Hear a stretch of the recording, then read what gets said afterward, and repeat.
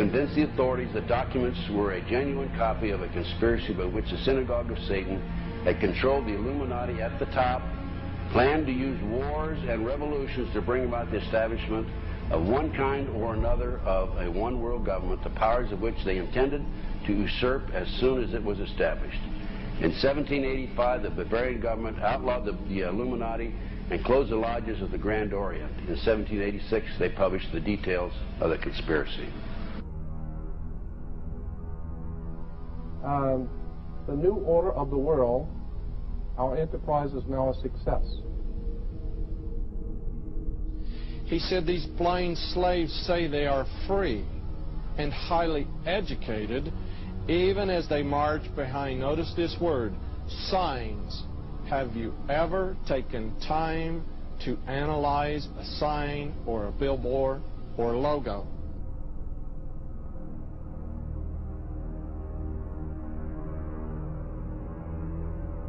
We'll start up here. In 1784, an act of God placed the Bavarian government in possession of evidence which proved the existence of the continuing Luciferian conspiracy. This explains the previous 9 pages, goes into it in detail. We don't have time to do it completely.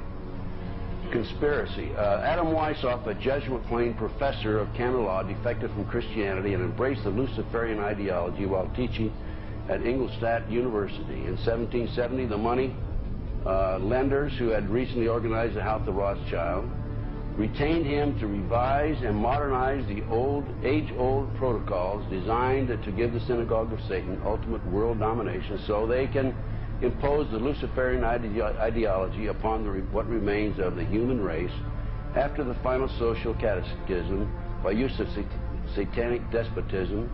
Weishaupt completed his task on May the 1st, 1776. It's a communist holiday, isn't it? May 1, 1776. The plan required the destruction of all existing governments and religions. In 1776, Weishaupt organized the Illuminati to put the plot into execution. The word Illuminati is derived from Lucifer and means holders of the light.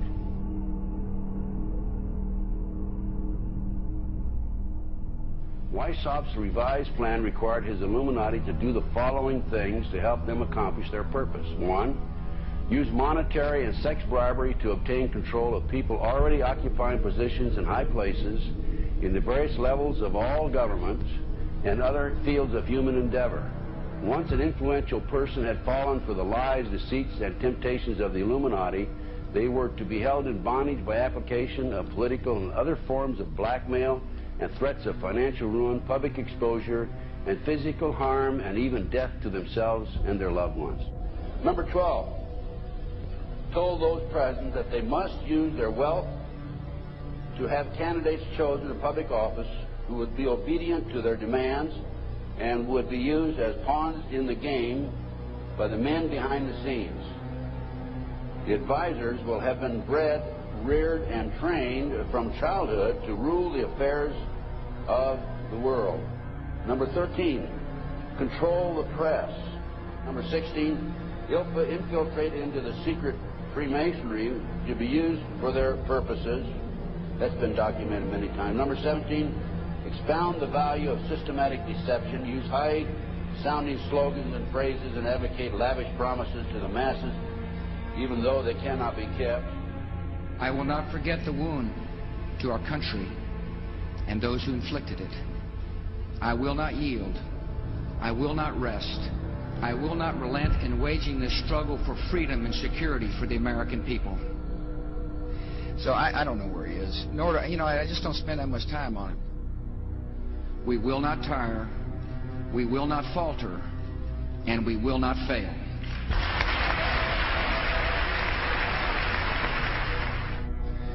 Terror is bigger than one person. And I remember he was telling me how you're going to see soldiers looking in caves for people in Afghanistan and Pakistan and all these places, and there's going to be this war on terror, of which there's no real enemy. Who knows if he's hiding in some cave or not? We hadn't heard from him in a long time. Operation Northwoods, the plan called for innocent people to be shot on American streets. This is the Pentagon for boats carrying refugees fleeing Cuba to be sunk on the high seas, for a wave of violent terrorism to be launched in Washington, D.C., Miami, and elsewhere. People would be framed for bombings they did not commit. Planes would be hijacked using phony evidence, all of which would be blamed on Castro to justify an invasion of Cuba 40 years ago.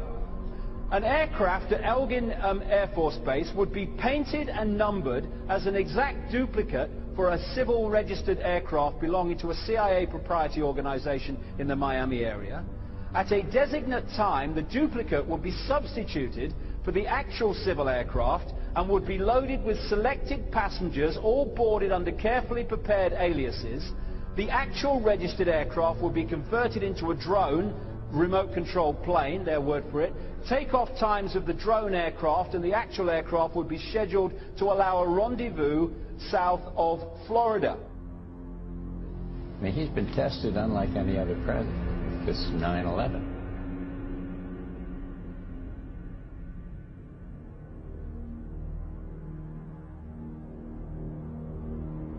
We have in this past year made great progress in ending the long era of conflict and Cold War. We have before us the opportunity to forge for ourselves and for future generations a new world order, a world where the rule of law, not the law of the jungle, governs the conduct of nations. When we are successful, and we will be.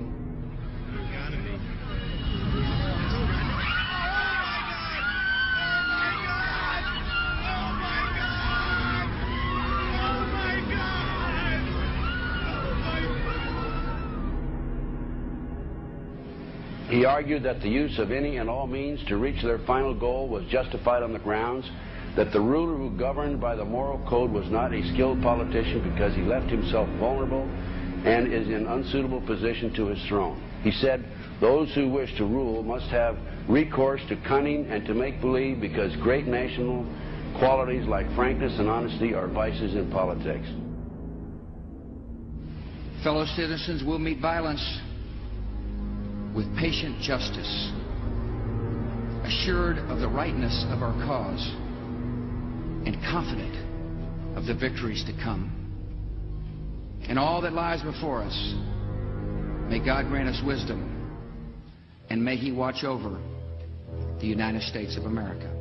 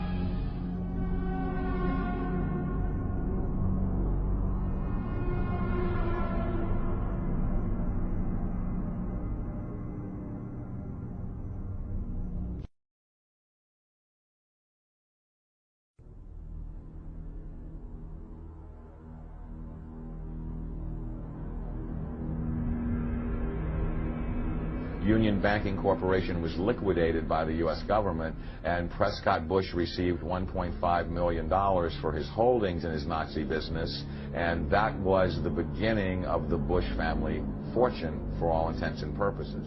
George Bush takes his inspiration from what he learned in Skull and Bones and from the Thule Society that Hitler and Goebbels and Goring cut their teeth in, Bohemian Grove, these evil organizations that perpetrate the ugly things that these criminals are doing to this country for which they must be held accountable.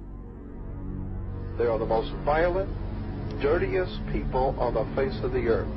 Somewhere Americans are going to have to take their country back and start finding out who are these people. Who are these people we call our representatives, the Bushes. George Bush, the president, his father, went around the country talking about a new world order. The people who are running this country from behind the scenes do not care a thing about Americans or bloodshed anywhere.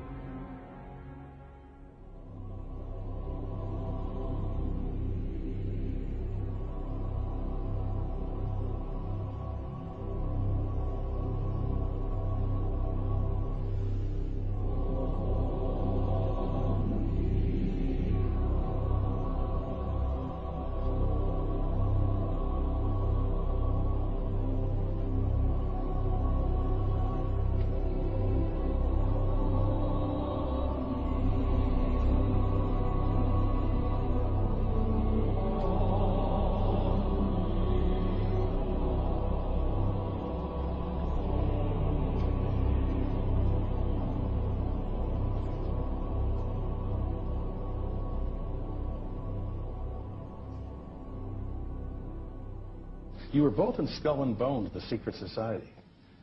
It's so secret we can't talk about it. What does that mean for America?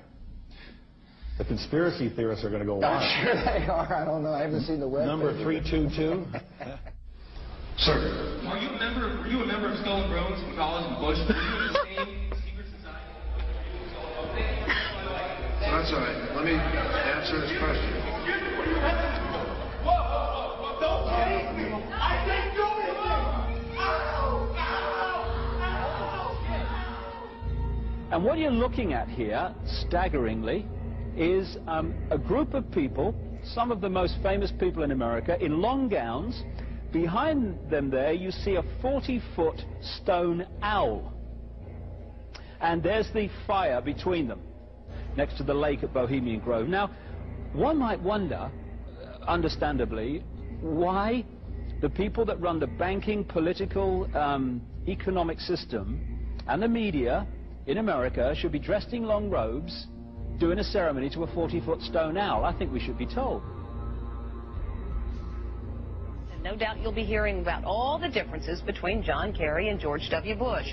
But we've discovered they do have something in common. During their respective college days at Yale, they both belonged to a group called Skull and Bones. He's come pretty close. She was part of a team that successfully recorded part of the initiation ceremony that takes place in the tomb's courtyard. Okay, you have the doorway here. Yeah. Okay, then to the right you have a hedge, and then you have an evergreen tree. If you follow that line straight back, courtyard's in there.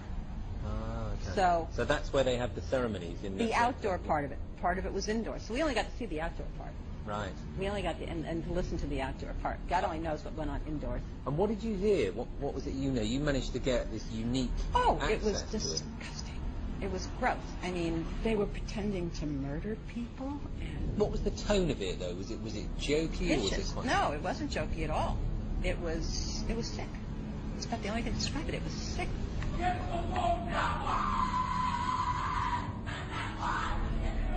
What you're hearing is the first recording ever made of the Skull and Bones initiation ceremony. It has never been broadcast before.